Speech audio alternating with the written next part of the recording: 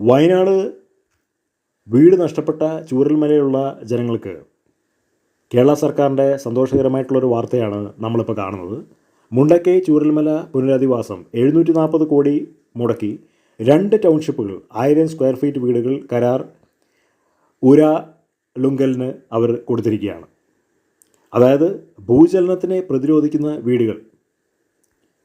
അതുപോലെ തന്നെ ടൗൺഷിപ്പിൽ വീട് വേണ്ടാത്തവർക്ക് വിലങ്ങാട് ദുരന്ത ബാധിതർക്കും 15 ലക്ഷം ആണ് കേരള സർക്കാർ കൊടുക്കാനായിട്ട് പോകുന്നത്. ഇത്രയും നാളും കേരള സർക്കാർ മിണ്ടാണ്ടിരിക്കുകയായിരുന്നു. കേരള സർക്കാർ ജനങ്ങളുടെ കയ്യിൽ നിന്ന് പൈസയൊക്കെ പിരിച്ചിട്ട് അത് പുട്ടുംകടലെ അടിക്കാൻ വേണ്ടിയിട്ടാണെന്നാണ് ജനങ്ങൾ വിചാരിച്ചിരിക്കുന്നത്.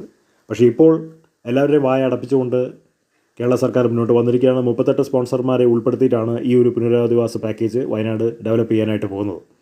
വയനാട്ടിലെ ജനങ്ങൾ വീടില്ലാതെ മുട്ടി നിൽക്കുകയാണ്. അവരെല്ലാം നഷ്ടപ്പെട്ടു. 3 വാർഡിലുള്ള ഒരുപാട് വീടുകൾ ഒലിച്ചുപോയി, ഒരുപാട് ജനങ്ങൾ മരിച്ചുപോയി, ഒരുപാട് പേരുടെ സ്വത്ത് മുതലും ഒലിച്ചുപോയി. അങ്ങനെ പല നഷ്ടങ്ങളും കഷ്ടങ്ങളൊക്കെ അവർക്ക് വന്നു. ഇനി പുതുതായിട്ട് പണിയുന്ന ടൗൺഷിപ്പിൽ ഒരുപാട് മാറ്റങ്ങളുണ്ടാവും. അവിടെ school, college, hospital, clinic, play ground, പാർക്കുകൾ ഒക്കെ ഉൾപ്പെടുന്ന രീതിയിലാണ് ടൗൺഷിപ്പുകൾ പണിയുന്നത്. അതൊരു കിടുകാച്ചി പ്രോജക്റ്റ് ആയിരിക്കും. ഒരു പക്ഷേ കേരളത്തിൽ കൃത്യമായി പണിയുന്ന ഒരു ടൗൺഷിപ്പായിരിക്കും. കേരള സർക്കാരിൻ്റെ ആദ്യത്തെ ടൗൺഷിപ്പായിരിക്കും ഈ പറഞ്ഞിരിക്കുന്ന 2 ടൗൺഷിപ്പുകൾ.